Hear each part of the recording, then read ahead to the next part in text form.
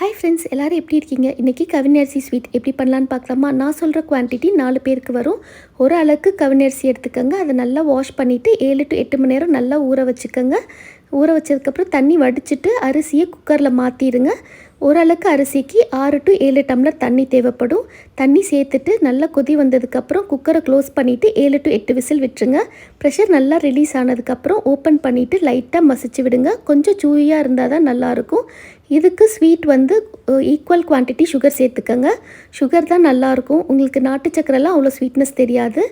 Sugar நல்லா கரைஞ்சதுக்கப்புறம் 1 table spoon நெய்யில் 2 table spoon தேங்காய் துருவல் சேர்த்துட்டு நல்லா வாசம் வர வரைக்கும் வறுத்துட்டு அதையும் அந்த கவுனி அரிசியோடு சேர்த்துட்டு நல்லா கலந்து விட்டுட்டிங்கன்னா சூப்பரான கவுனி அரிசி ரெடி.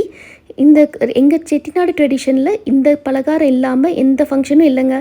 கண்டிப்பாக எந்த ஒரு சின்ன ஃபங்க்ஷன்னாலும் இலையில் இந்த பலகாரம் கண்டிப்பாக இருக்கும். நீங்களும் ட்ரை பண்ணி பாருங்கள். தேங்க்யூ.